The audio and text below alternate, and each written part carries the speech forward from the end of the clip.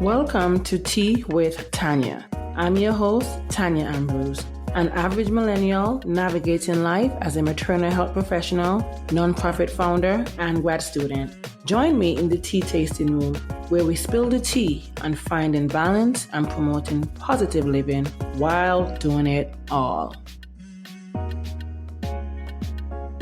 Hey friend, welcome back to another episode of Tea with Tanya. And today we're going to be diving into a topic that's very important because it affects many families, especially the way in which this world has been going the last, 11 months now. And that is mental health during the holidays. Because, this time of the year can be full of warmth and joy, or should be, but it can also be very overwhelming, especially for parents managing their own expectations and the needs of their children. So today, I'm very excited for today's guest, like I always am. She's an amazing person. She's the director of mental health in Scrub Life Cares, my nonprofit organization. And we're going to be talking about, family and mental health. So Regina, welcome to Tea with Tanya. I think you're finally on here. You're on the Instagram live series, but you're now finally on the actual podcast. So welcome to the Tea Tasting Room. Thank you so much for having me. I'm really excited for being here, Tanya, because, of course, I have been looking forward to this moment.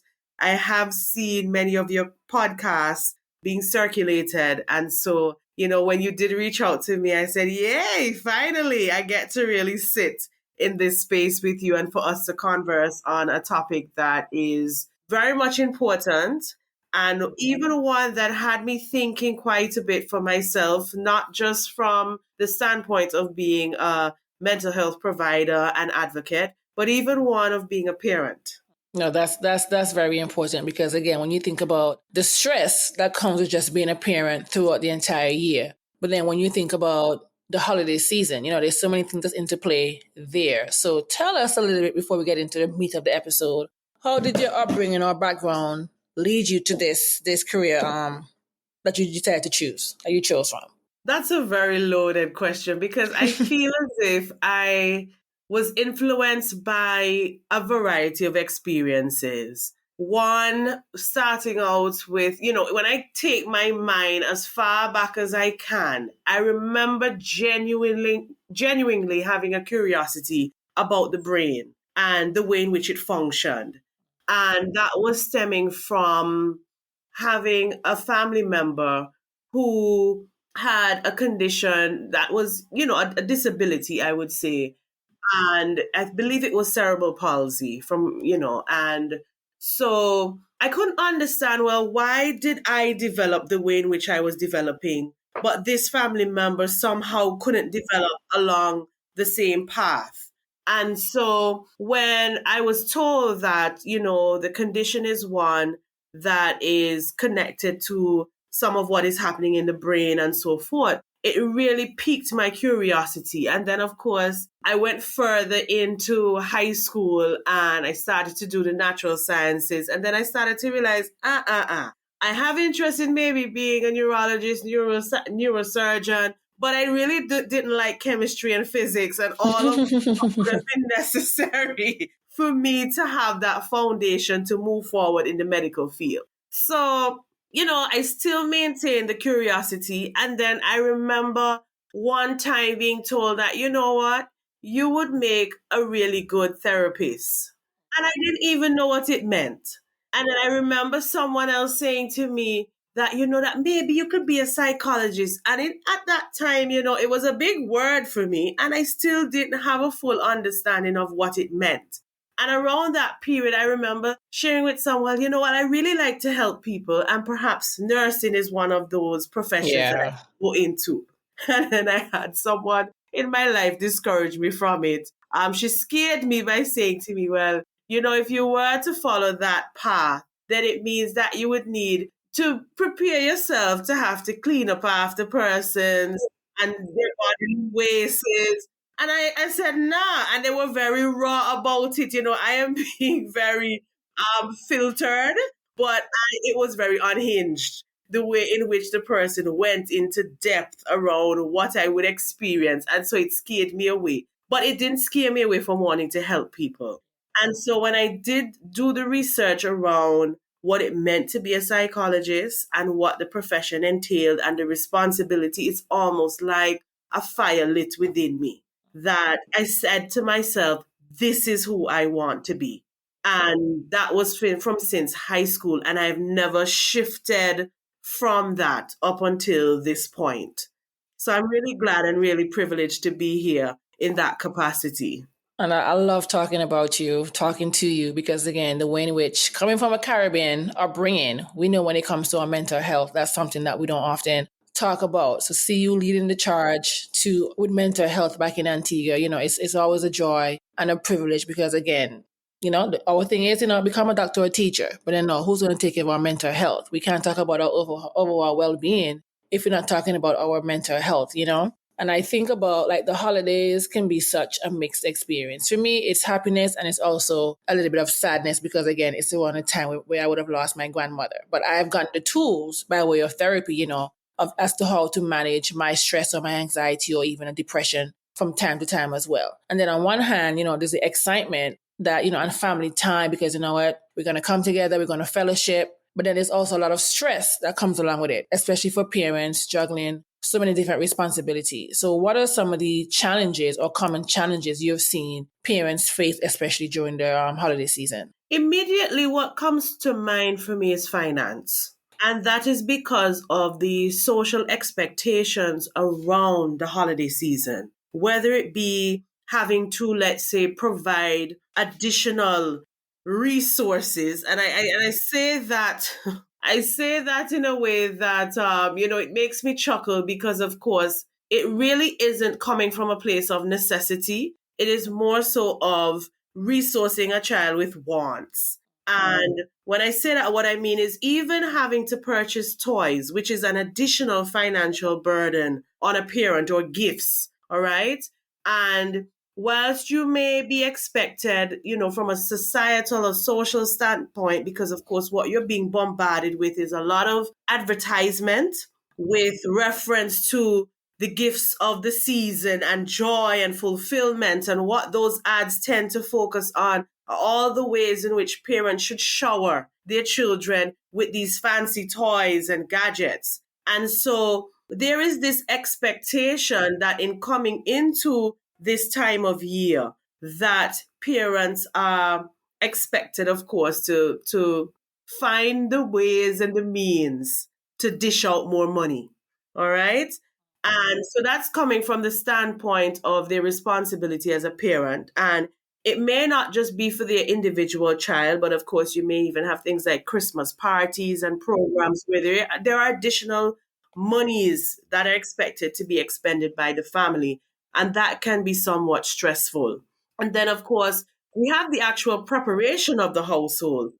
So, you made reference to our Caribbean upbringing. And let me tell you, in other parts of the world, we would talk about things like spring cleaning. In the Caribbean household, it is Christmas where a lot is done. That is, persons are even painting over entire houses, outfitting their homes with brand new furniture and all this fancy curtains, and every room needs to be refurnished in some way. And it is a significantly financially burdensome experience, and very tiring too in terms of the preparation. So even many Caribbean mothers are oftentimes spending late hours at night doing a ton of cleaning in order to make sure that the home is ready for the holiday, for the Christmas period itself leading up. And so many persons don't oftentimes think about the impact that has. And that is because of essentially wanting to be in keeping with cultural tradition, and also wanting to be sometimes in competition with their neighbors because of who has the nice and fanciest layout. Curtains and Curtains. And so it is a lot to keep up with. And it is oftentimes not necessarily focused on, I would say, in terms of the impact that holds on a person in terms of wanting to be able to keep up with the Joneses. And I think, that's a very good answer, because I think, again, we think about having to live up to certain expectations. Why? I don't even know how when was that even created? You just know that we were trying to cram in everything in December leading up to one day, which is Christmas. Here in the United States, we have Thanksgiving and Black Friday, but for us in the Caribbean, our spring cleaning, so to speak, happens in the month of December. Sometimes I've had my mom ironing curtain cloths on the iron board the night before on Christmas Eve. Like, that was our tradition. Like, we had all this time. We had 11 months essentially to do these things, and we're trying to cram everything in 1 week to lead up to one special day. And then we think about, again, you have to live up to the expectations, between gift giving, attending different events, like you mentioned, keeping up the traditions. That can be overwhelming. Because I know for me, I'm like, in my own house now, I'm trying to do the same thing, but it becomes a lot for me. So what are some effective ways you think parents can manage these pressures? Because again, how can they set, boundaries? Or how can they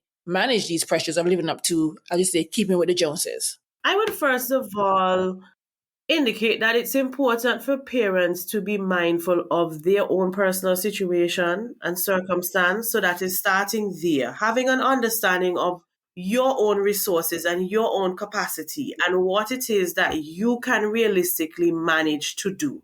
Because, of course, whilst one family with maybe one child is able to purchase a Christmas tree and place all of the gifts under that tree for this one child, a family that has 5 children may not be able to shower each of those children with multiple gifts. And so that's the reality of the situation. And do we even need to maintain, let's say, standards and traditions that are coming from other cultures? Like, even I made mention of having a Christmas tree. That may not even be a tradition that is, it is common for a Caribbean household. We do have Western influences, of course, yet it is important for us to stay true to what I would consider to be our cultural identity. So it doesn't rob you from your experience if you're not able to do what you see is happening on TV. Okay? So what I would also say is to even pace oneself. And as you mentioned, Tanya, that many of our parents, particularly our mothers, would wait until that Christmas Eve because, of course, this is the tradition. And they are busy ironing curtains that otherwise throughout the other 360 We're not being used. don't need to be ironed, right? And they're pressuring themselves for all of this, when in fact it is the same family who has been existing in this household who have been very much okay with the wrinkle curtains. Okay, so I would say for parents, if that is what you want to do, because of course, I wouldn't say to move away from what brings you happiness and joy in that moment. Everybody wants to have a nice decorated space, yet pace yourself leading up, even if it means identifying, well, what it is that I want to be able to do from this moment, and can I begin to do it earlier?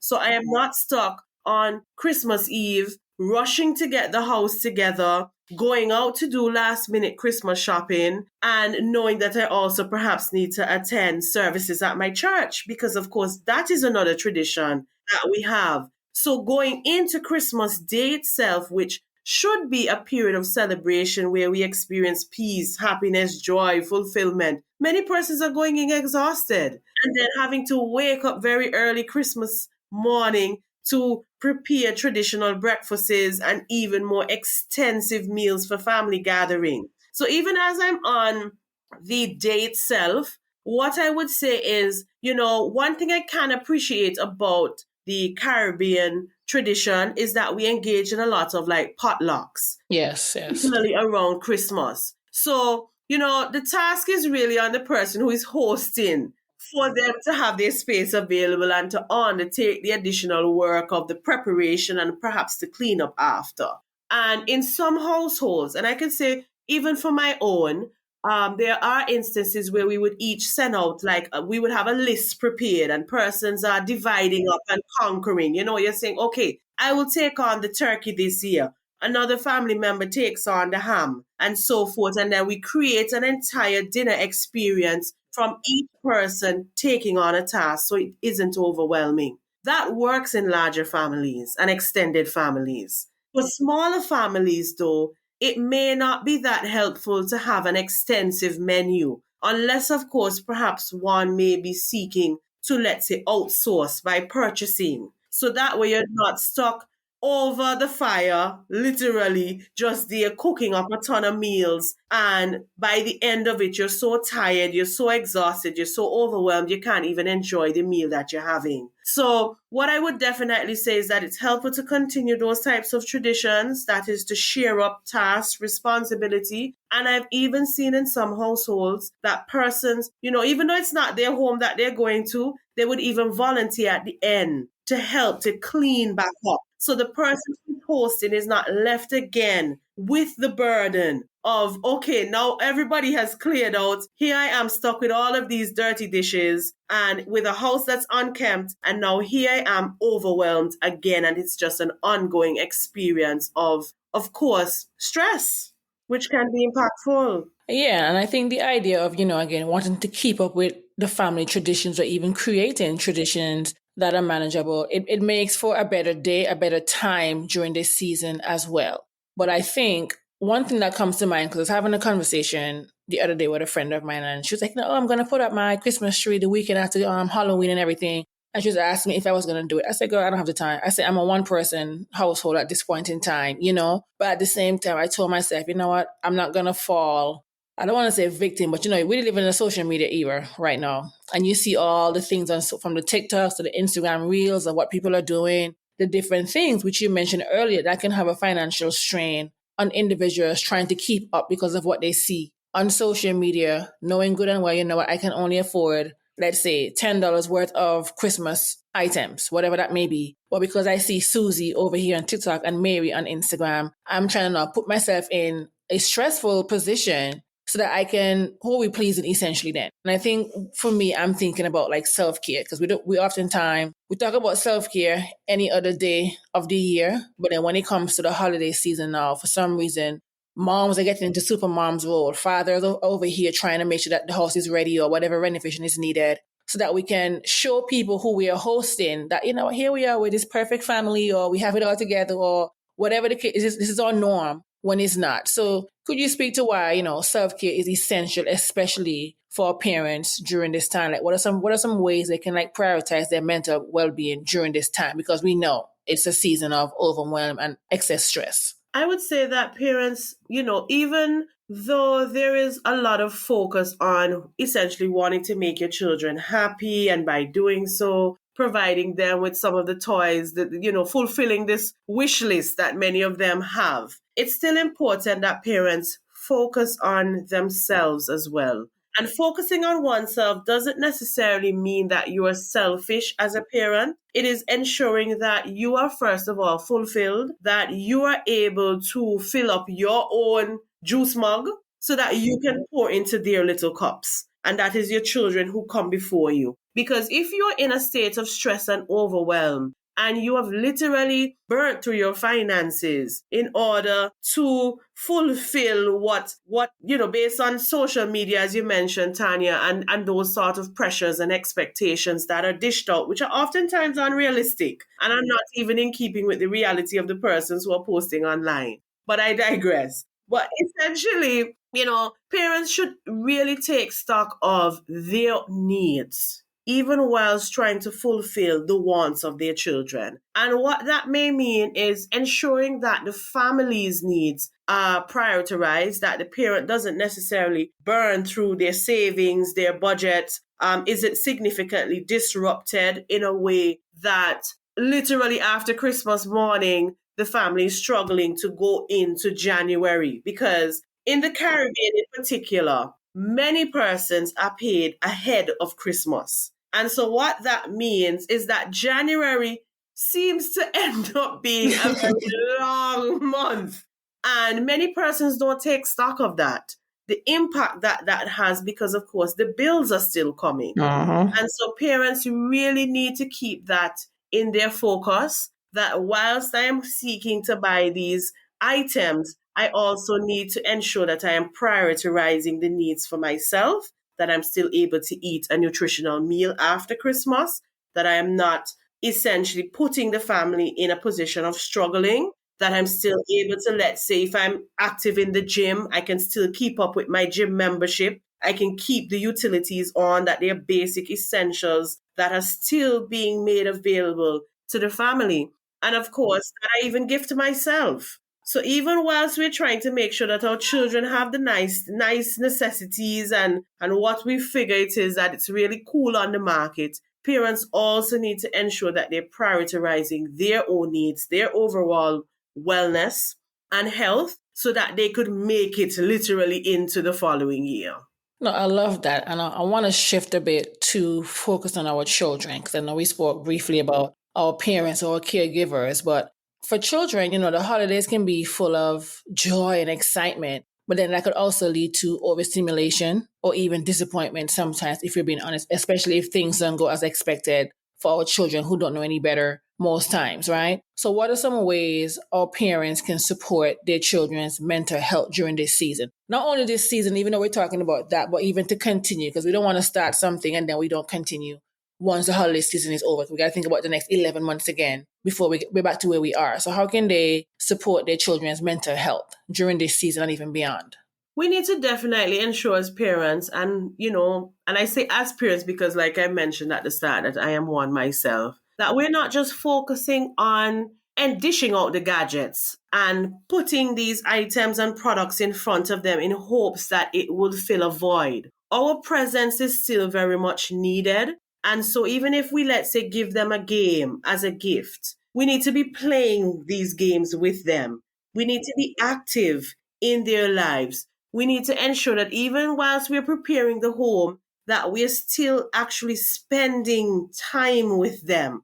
They're not being neglected whilst we are chasing around and wanting to fulfill all of these expectations, because what is really important at that time? And that is what needs to be the focus. How it is that our children's needs are being met, how we are being responsive parents. Because, of course, every child at different developmental stages may show indicators of overwhelm, that overstimulation, as you mentioned, Tanya. That's very different. Not every child can handle all of the, these big parties or gatherings that some families tend to host. And they may not be able to be a part of these types of gatherings for extended hours. So we need to be mindful that the capacity and tolerance level of an adult to all of the light and the sound and the music and even the abundance of persons who are perhaps chatting a lot and everything, all the activity essentially that is happening in the space.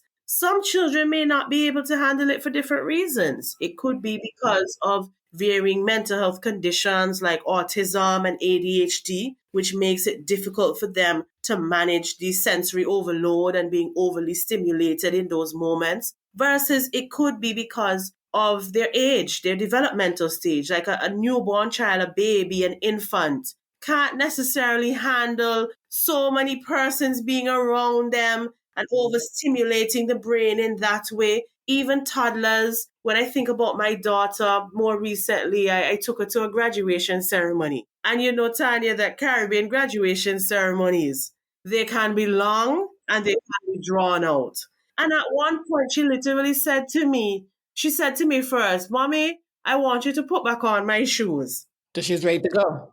She's ready to go. And I needed to know as a parent what the signals were. Because, of course, after, let's say, if I were to decide that I'm going to just ignore her because I just want to be in this graduation ceremony and I'm going to see it through to the end, what I'm going to be left with is a child that is throwing a tantrum, that is crying, that is squirmy, that is getting restless, that is getting irritable, and through no fault of her own, because what she has been faced with is just too much for her to handle. And shortly after the shoes went on, she literally turned to me and said, Mommy, I am ready to go home. And so I just had to say to her, okay, once we just get past this little moment here, then we're able to make that transition out of that ceremony. What worked in my favor is that she found another little child who she could play with that took her attention away from all of the stimulation, particularly involving the adults and what was happening there. So she was able to find some sort of distraction in the moment. But even that was short-lived. So it's important for parents to be mindful and aware of what their children can actually tolerate. what it may look like practically is, let's say, going to the event maybe earlier before, the entire crowd is present, or waiting until much later along, or a midpoint, and ensuring that you maintain a boundary around time. So if the child can only manage, let's say, an hour, hour and a half, then you stick to that. We're not forcing our children to stay into these environments beyond what it is that they can truly manage. It's funny that you mentioned that, because I think, again, I'm not a parent yet, but as a parent yourself, and for those listening, you think about, okay, I'm going to get my child ready. We're going to go to this graduation. We're going to go to this event, not thinking about maybe what kind of stressors or emotional response they would have just in general. But when you think about the holiday season, their routines are being disrupted because now you're no longer in your safe or common environment. You're somewhere else now, and whatever routine we had when we were home, it gets interrupted because, again, you're cooking, you're cleaning, you're mingling with friends and family. So baby's usual bedtime may not even be that anymore, because you know what, we are on vacation, or it's a holiday time, everything goes out the window. And so, I wonder, what kinds of stressors or even emotional responses you think children often experience during the holiday time when things are just disrupted across our boards. So what you may find is that a child may become irritable as an emotional response. They may basically express being overwhelmed and express it through crying spells, throwing tantrums, because sometimes children may not have all the words to really say to you, well, mommy, right now, this is too much. And so what we tend to notice is that they act out their feelings because, of course, they don't necessarily have the emotional growth at that point in order for them to truly identify what is happening. So that's why we have to pay very keen attention to our children and almost notice the difference in the behavior when the routine is disrupted, as you've mentioned, Tanya. Because, of course, the child may be accustomed to going to bed at, let's say, 8 o'clock. But then when we're traveling or when we are going to these events, the child is now forced to go to bed later because all of the activities that is taking place around them, it is hard for them to settle and wind down. So we definitely have to be aware, and we have to find ways to soothe our children too when they're experiencing the discomfort. Some children are soothed well via objects, whether it be a teddy bear, a blanket, anything that helps to establish that sense of comfort. Sometimes even just cradling them, rocking them, so that they feel this sense of, okay, well, that warmth, that connection to their caregiver, this responsiveness to their needs is important. It's important that even whilst we're engaging in the festivities, that we still check in on them, ensuring that they're eating on time. Because sometimes we can get really carried away in the host, that we are not paying attention to if, let's say, the child has a particular time within which they need to eat, or if the child is being potty trained, keeping up with their schedule, that is, they need to go to the bathroom at this time, and they may need that additional support from the parent. And even all of that gets very disrupted when you travel, because there is still so much happening outside of your control. For instance, when I think about when I travel to the US and you're going through the long line at TSA and children can't manage it. They really can't. There are times when I have to keep looking all around like a surveillance camera for my daughter, because whilst I know I need to stand up in this line and I have no choice but to do so, she's literally sometimes tugging me along and saying to me, Mommy, let's go, let's go. And so we need to be prepared for even instances like that we have helpful and healthy distractions for them, whether it mean having a book that they're interested in. Parents oftentimes use the gadgets, but even the gadgets sometimes can be overstimulating. Even having a warm cup of their favorite tea, hot milk, porridge, whatever it is that helps that child to feel more settled and grounded in the moment is helpful. And I think that is helpful indeed, because I think it's wise that parents are proactive when it comes to their children and this holiday time and this busy season. So, what is some advice, or what is the best approach you think in preparing children for changes in their routine? Like the gatherings and the travel, because like we mentioned, it's going to be disrupted. We're going to be up late. We're laughing. We're mingling. Let's say you don't live, like for me, I don't live with my family and my parents anymore because I'm in a different country. So then when we go home now, everybody's just like so happy to see each other. We're out here thinking, oh, you know what? They're just kids that them play. They're on vacation, which essentially is true. But we know again, they're used to a routine one way, and then the disruption of that routine now can have a long lasting effect by the time you return to where you live. So what is the best approach in preparing children, whether it's as a toddler, even if you're a teen, whatever it is, for changes in their routine, especially when it comes to holiday gatherings and travel and stuff like that? I like that you mentioned teen, because with teen or teenagers in particular, they're the ones who you may be able to actually speak to about the experience and what to expect, and have further dialogue with them and get them involved in the process of the preparations and the planning, so that they're taking objects, or they're pulling together their own resources that could help them to manage the experience. And they would be better able to readjust than, let's say, a much smaller child. So they're the ones who you could take some risk with, in terms of if their bedtime is or their curfew, however it is that you may look at it, is usually, let's say, at 10 o'clock, and you're out at a gathering up to, let's say, midnight, which is very common in some Caribbean households, where you are staying at these festivities for long, long hours, all the way down into 4 morning, depending. And so it's important for them to be told ahead what it is that they can expect. And if it is that they're able to have similar age peers around them too, that they can engage in activities that they're interested in, then that could help with the experience. And,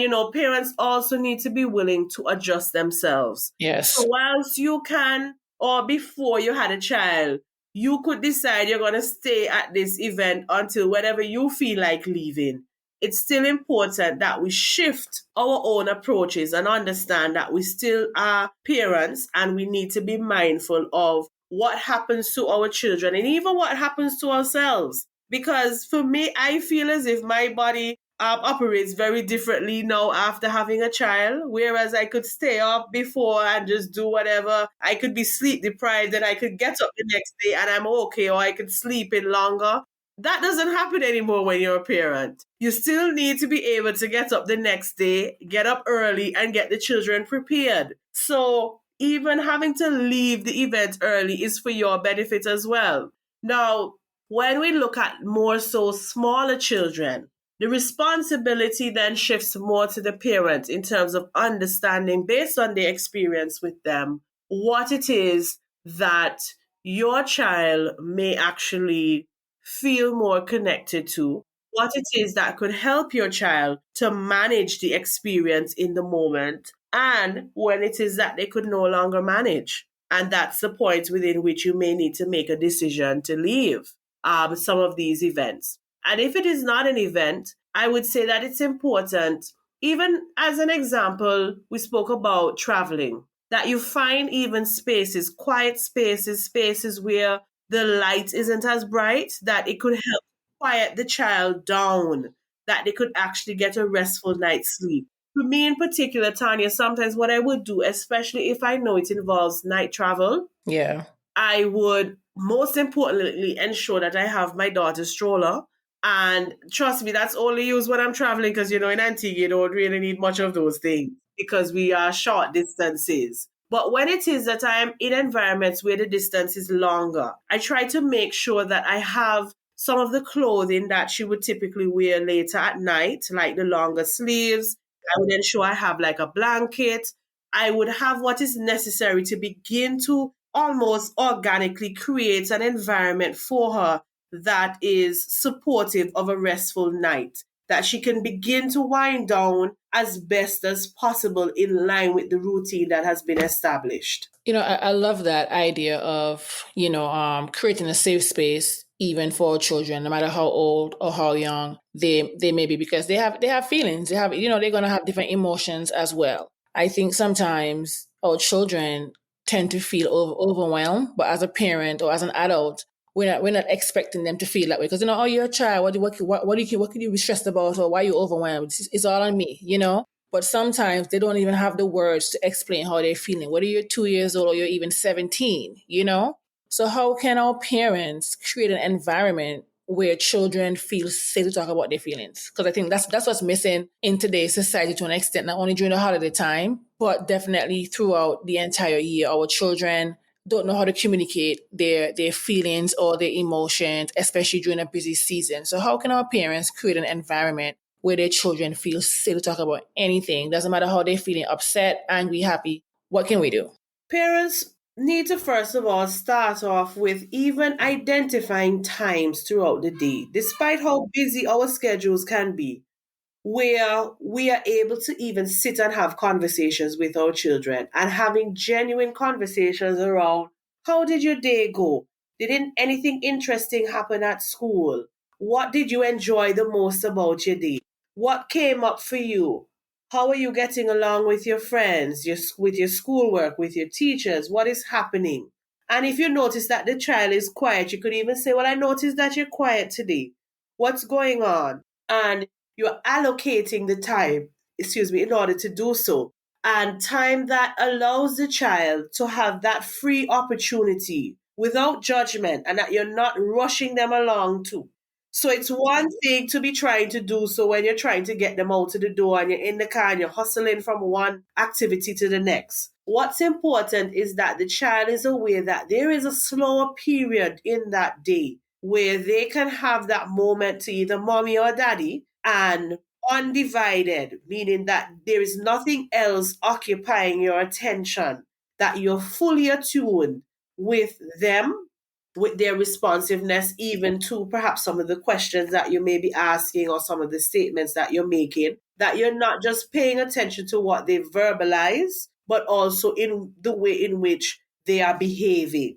Because, like I mentioned earlier, children are oftentimes acting out their feelings. So they may be saying to you, well, I'm good, I'm okay. But is the child crying? Does the child seem afraid? Does the child seem nervous based on their behaviors? Is the child presenting to you as if they're somewhat guarded, like they're reluctant to say things to you, that they're very vague with their responses?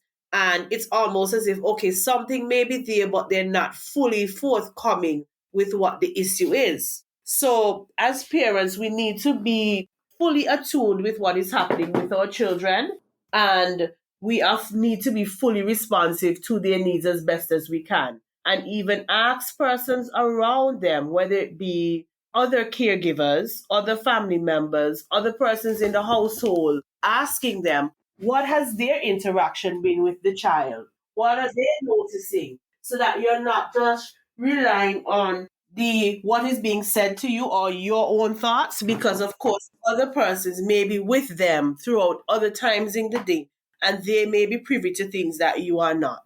What is a good way to help our children identify and communicate the emotions in general, but also during the busy season? And I ask that question because, again, we mentioned about going to these different gatherings or going to a family event or whatever the case may be. And sometimes as parents, we tend to forget our children. What I mean is that fact that, go play with your cousins in the yard, wherever. And then knowing that sometimes maybe that child could be, insecure about something, or they could be an introvert. They're really, really shy. So it takes a while even for them to get used to where they are in that particular environment. But again, as parents sometimes, or at least, back in our day, I don't know, we were just told, what, you're here. We're going to be here for the next couple of days or how many hours. Go find something to do. Go play with your cousin. Go play with your sister. Do whatever. But again, we don't want to. But then sometimes that fear of essentially probably speaking back to your parents, it depends on what kind of environment you're used to in your household, right? So then you're there feeling uncomfortable, you're sad, it could even create a sense of anxiety now because you know what, I'm not comfortable around these people or in this particular environment, but I cannot tell my mom or my dad, I cannot tell my grandmother, I cannot tell whoever it is as an adult how I'm feeling. So what's a good way to help children identify and communicate their emotions during this time, this busy season, but just in general when it comes to our parents? Mm-hmm. I think it's important for us to sometimes try to put ourselves in their shoes, in their little tiny shoes, remembering where we once came from and what it was like for us even at their age. So it is very difficult for, just as it is for adults sometimes, to go into spaces that are not familiar. And what it does is that it creates fear, worry, concern. And some children would even simply say, well, I feel scared. And whilst there isn't necessarily a monster in the room, there is the perception that I can't manage because of how unfamiliar this feels to me. And so, what I oftentimes try to do for myself, and I would encourage parents to do, is even before you come out of the car, like as you're pulling up to where it is that you're going, or even before you do so, you start to have little conversations with the child, reassuring them that you let them know in a language that they could understand that this is where you're going. This is what could happen in terms of you're going to see people that are new to you, or you may even see someone that is familiar to you, and feel comfortable to connect with the person that you feel comfortable with in some way. Sometimes when the child may hear, okay, well, your favorite cousin is going to be there, or your sister or your brother is coming along with you, then it helps the child to feel more reassured that, okay, somebody else is there, or there is an object of familiarity to me that I can go back to as my safe base that allows me to navigate what feels like it's so unfamiliar. Then it's important to even use language that's reassuring, that you're saying to the child that, okay, I get it, that you feel scared, but you're going to be okay. And that I am here. And that if, let's say, something happens, the child needs to know what part of the environment you are, that they can come back to you as their secure base. So some children are able to go into these environments, or I should say at least most, when they do notice that the caregiver is within their reach. So my daughter, I notice, gets very settled in unfamiliar spaces if she just even sees me. I don't have to be there actually interacting with her, but if she can see me, it then allows her to feel free enough to roam out at a distance with other children who are not familiar, and then she knows that I'm there to come back. And if, let's say, I do need to leave the space briefly, I would even still reassure her and tell her, I am going to come back. I don't just disappear, right? I let her know. And I know she has no sense of time, but I still even try to communicate a time, but I reassure her that I will be back, and I try to maintain that time frame within which I've committed to as best as possible. So, and even if, let's say, the child gets scared and is tearful about it, it's important that we are not punitive in our approach, that we still hug the child, embrace the child, help them to understand that even their fear and their worry are appropriate for the situation, and that you are still there to comfort them. Because the child needs to know, when I get scared, my mommy is still going to be as responsive, or my daddy, as when I am happy, or when I am sad, or when I am angry. That we're still available, and that we're even helping them to identify and name the emotions. Because sometimes I offer it. I will ask, do you feel sad? Are you scared? All right. And I know my daughter, because of her age, she may not be able to fully articulate why. I may offer it. Are you scared because you're seeing people you don't know? That it's somebody that you don't know anybody here, or your favorite cousin isn't here? And then I will get a little nod. And then I will then go further to acknowledge, because of course I would, if I were her, I would feel afraid sometimes, even as an adult. I go into spaces that are unfamiliar to me. And if I were to be true to myself, I get scared Yeah. because I don't know what to expect. And I have more tools than she does to manage and to stay grounded in that moment. And so I need to be acknowledging that and embracing of that. And I think that comes back again to being that safe space or place for your children as well. Again, I know sometimes life gets overwhelming And sometimes we lash out in a way that we didn't mean to. But once you create that safe environment, as you said, you mentioned, if you're in the same space or area where your daughter is, she knows that, you know what, I'm safe still because, you know, my mom is present, you know, and I think that's something that we often tend to forget. Something as simple as that really and truly goes a long way as well. And so I want to thank you, Regina, for the insights that you gave us, because I know whoever is listening can take away. They weren't thinking about this, you know, they'll have like a new perspective in general. So as we wrap up though, I'd love to hear if you have any last words for parents who want to make this holiday season a little bit stressful and more joyful. Like, what's one piece of advice you can give to them? To focus on the reason for the season. And when I say that, what I mean is to focus on what it means to experience peace, love, joy, and happiness in your respective homes. There is no gadget that can provide that long lasting for our children. And so it's important that we find ways to truly enjoy being at home with our families, to truly enjoy building connections with our loved ones in a way that allows us to create memories that when they look back at them, when they are able to elicit them, that it is not one where, there is a feeling of discontent or sadness, but more so opportunities that they can bask in joy. And that is what I would say is most important. I would wish for anyone that is listening to this podcast that they are able to take that away and ensure that they apply it beyond even the holiday season. If we can embrace it every day, even better. And I'm glad you said that. So I want to thank you, Regina, for joining us today in the tea tasting room. And I do think that everyone listening will take away some sort of tool or even find a new perspective again on navigating the holiday season. So as you said, with your last words, I want to tell everybody as well, remember that taking care of your mental health is the best gift you can give yourself and your loved ones, especially this holiday season. So of course, have a peaceful, joyful holiday season. And I will see you back here in the tea tasting room next week for another episode. Oh, wait, Regina, before we go, hold on. I'm back up. Tell the people where they can find you.